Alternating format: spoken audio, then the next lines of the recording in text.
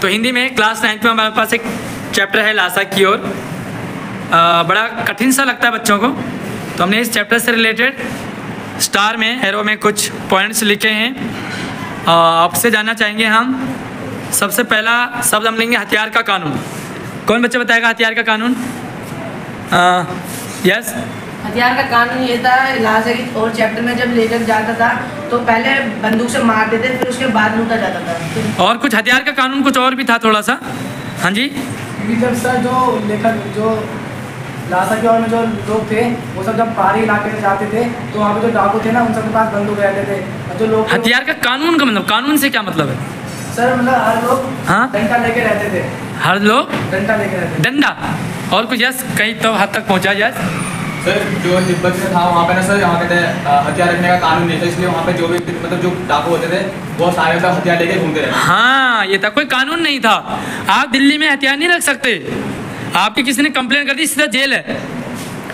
वहाँ पर कोई कानून ही नहीं है, हर कोई आदमी बंदूक लेके चल रहा है, दो बंदूक लेके चल रहा है। आप अपने जेब में मोबाइल लेके चल रहे हैं, वहाँ बंदूक लेके चल रहे हैं। तो इसलिए जो है वहाँ पे कोई कानून नहीं था, पुलिस का कोई डर वर नहीं था।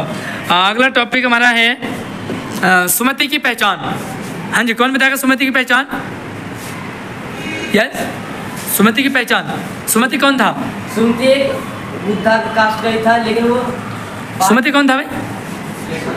हाँ कौन था? लेखक का दोस्त। लेखक का दोस्त था। Very good.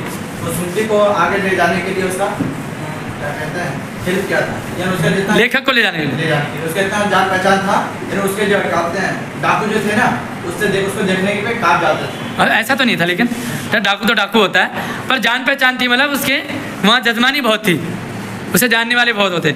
जब हमें जानने वाले होते हैं तो फिर हमें कहीं भी आने जाने में दिक्कत नहीं होती है। यही कारण था कि लेखक सुमति के कारण उसकी जान पहचान थी, तो लेखक की भी खातिरदारी हुई। वैसे आमतौर पे अजनबी जगह बन के जाओगे तो आप लोगों को कोई भाव नहीं देगा, लेकिन लेखक को भाव मिला। भिखारी का वेश, भिखारी का वेश। हाँ जी रिहाल, घबरा रहे हो आप? सर लेखक ने भिखारी का वेश इसलिए लिया क्योंकि उसे डर था कि कहीं कोई उससे सामान न छीने और उससे पैसे वैसे न छीने, इसलिए वो भिखारी के वेश में रहे। अच्छा लेखक क्या भिखारी था? नहीं था, अच्छे पैसे वाला था, फिर भी उन्हें भिखारी के वेश में वहाँ जाना पड़ा, क्योंकि अगर आप ओरिजिनल अपना चेहरा दिखाओगे तो आपके साथ कुछ भी हो सकता है ना भाई। अमीर बन के रहोगे तो कुछ भी नहीं है, फिर भी मारे जाओगे। इसलिए कई बार जो है गरीब बनने में फ़ायदा होता है, ठीक है। तो हर जगह अपनी अमीरी नहीं दिखानी चाहिए, कई जगह गरीबी भी काम आ जाती है। यात्रा में परेशानी एक पॉइंट है, इसको कौन समझाएगा, कैसे समझाएंगे? यात्रा में परेशानी। हाँ जी, कोई भी हाथ खड़ा नहीं कर रहा, आलोक से पूछूंगा, बताइए यात्रा में परेशानी किसको हुई, कैसे हुई? सर जब जो लेकर यात्रा कर रहा था ना, जल्दी बोलो रिजू।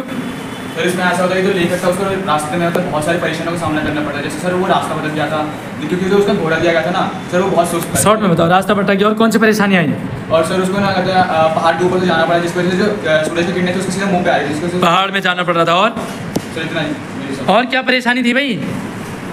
यात्रा में परेशानी बहुत सारी थी, वो यात्रा ही परेशानी वाला था भाई। डाकुओं का डर परेशानी नहीं है, वेश बदल के जाना पड़ रहा है आपको, परेशानी नहीं है। पहाड़ चढ़ना पड़ रहा है, उतरना पड़ रहा है, परेशानी नहीं है। बहुत सारी परेशानियां थी वहाँ पे। आपको खाना मिलेगा कि नहीं मिलेगा, अपने मिलेंगे कि नहीं मिलेंगे, ये सारी परेशानियां हैं।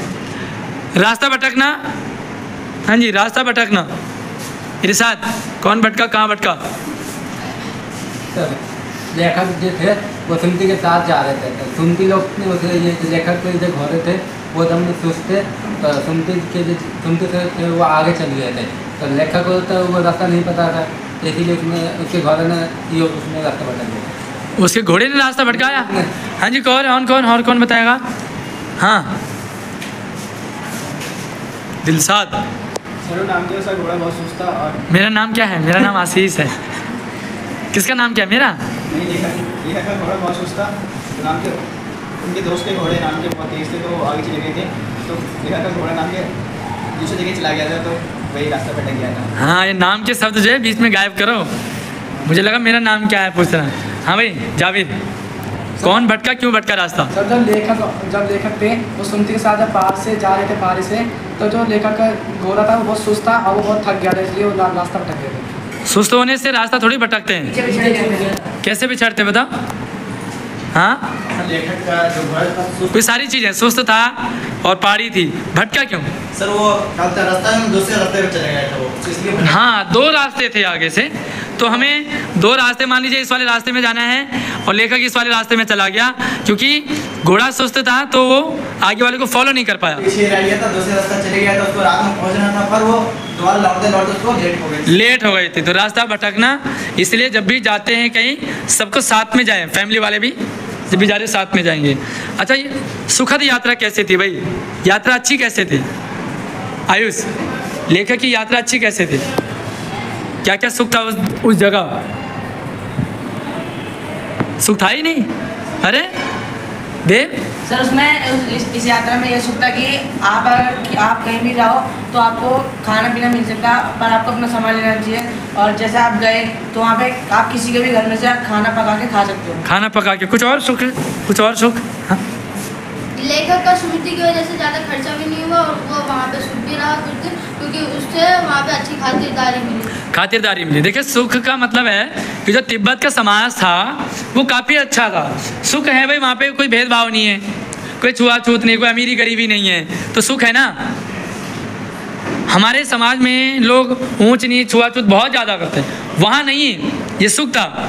आप अजनबी बन के किसी के घर जा सकते हो और उनके घर में खाना पका के खा सकते हो। बताओ भाई, आपके घर में ऐसा सुख? आपके घर में आऊँ, खाना पका सकता हूँ? हैं? कह रहा मुझे आने ना दो, मैं आने ना दो, घर में अंदर घुसने ना दो, खाना पकाना दूर की बात है। भैया गैस खत्म हो जाएगा ना, इरशाद आने देगा मुझे घर अपने? झूठ बोल रहा है, पक्का आने देगा। लेकिन मैं जान पहचान का हूँ ना, हैं? अगर फेल कर दो 2 नंबर से तब तो तभी आने देगा। फिर को और ही ख्याल चल रहा है। अच्छा, पहाड़ और घाटियाँ कहाँ थी भाई? पहाड़ और घाटियाँ, रिजू बताना चाह रहा, हाथ थोड़ा सा खड़ा कर रहा, फिर नीचे रख दे रहा। प्रोशनजीत से पूछूंगा मैं। प्रोशनजीत, पहाड़ और घाटियाँ कहाँ थी? पहाड़ और घाटियाँ मतलब तिब्बत से नेपाल जाने वाले रास्ते में पहाड़ और घाटियाँ थी। पहाड़ और घाटियाँ थी। हाँ जी, कुछ और? सेम आंसर है। किसी का कुछ हटके है क्या? हटके रखा कर अपने पास। अरमान कैसे बच रहा? अगला सवाल, टॉपिक अरमान के पास आऊँगा मैं। देखो, पहाड़ अगर रास्ता यूं होगा तो कहीं ना कहीं नीचे होगा, क्योंकि यूं जाके हम आसमान तो छुएंगे नहीं। तो वहाँ का जो रास्ता था वो पहाड़ी, और एक और है वहाँ पे जो परेशानी है ना यात्रा में, वहाँ पहाड़ियों में डाकू छुपे रहते थे, तो डाकुओं से लुटने का डर, ये भी एक परेशानी थी। ये अगला जो है कौन सा? तिब्बत की यात्रा हो गया। अच्छा, डर है यहाँ पे, देखो डर मैंने शब्द लिखा है, डर कौन एक्सप्लेन करेगा? डर कहाँ था, कैसा था? लासा की ओर पार्ट में डर शब्द का क्या मतलब है? हाँ जी, डर किसको कैसे था? लेखक को डर था कि कहीं उससे कोई उसका सामान पैसा नहीं छीन ले और कहीं रास्ते में उसकी जान न ले ले कोई, उसे पकड़ के ना ले ले। हाँ जी, कौन लेगा जान? डाकू। डाकू कहाँ थे? डाकू वो छुपे रहते थे वहाँ, डाकू। अच्छा, एक और चीज़ है यहाँ पे, कहाँ गया? लुटने से बचना। लुटने से बचना मतलब? हेलो सर, भीख मांगने जब भिखारी बनकर उसे बचने का तरीका था, उसे 2 रुपये मांगने के लिए इस तरह जब करने लगते थे ना, तो भिखारी टोपी निकाल के, जीभ निकालते थे, टोपी उतार के गुंडा बोलते थे चल हट, यानी उसको छोड़ देते, इसके बहाना से बच जाते थे। मतलब वो लुटने से बचने के लिए एक ट्रिक यूज़ करते थे, खुद भिखारी बन जाओ। अब आप चोर से भीख मांगने लग जाओगे तो चोर आपको लूटेगा? नहीं लूटेगा, कहते हैं पहले से लुटा हुआ ये, तो मैं क्या लूटूंगा। तो ये एक ट्रिक जो कौन यूज़ करता था? लेखक। लुटेरे तो कोई ट्रिक नहीं यूज़ करते, उनको तो लूटना है। अच्छा, ये भी डर था वहाँ पे, डर शब्द में, कि तिब्बत में क्या था उस यात्रा में, चोर डाकू पहले मार देते थे, फिर चेक करते थे सामान है कि नहीं, पता लगा उसके बाद कुछ है ही नहीं, बेमतलब की जान चली गई। तो ये डर नहीं है?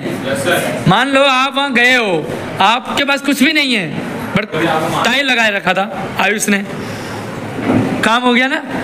तो मतलब आपके पास पैसे हैं या नहीं है वो तब देखा जाता था, पहले मार देंगे भाई, मर ही गए तो अब तो है ही नहीं कुछ। तो डाकू ने देखा यार इसके पास तो कुछ है ही नहीं, बेकार का मार दिया। पर उनको मारने का भी अफसोस नहीं होता था, मर गया जाने दो, माल आना चाहिए। डर है कि नहीं? इसलिए सबसे बढ़िया तरीका क्या था? भिखारी बन के रहो, है ना। अपनी कमीज को फाड़ दो और उन्हें बोल दो भाई साहब दे दो कुछ, 2 रुपये दे दो, है ना। या बालों को तिरछा बना के ऐसे अजीब सा। तो इस तरह से हमने पूरे चैप्टर को समझा और यहाँ पर आप देखोगे तो ये टॉपिक में पूरा चैप्टर लगभग समा गया है। कुछ और आपको मिल रहा हो इसके अलावा तो आप नेक्स्ट टाइम इसे डिस्कस कर सकते हैं।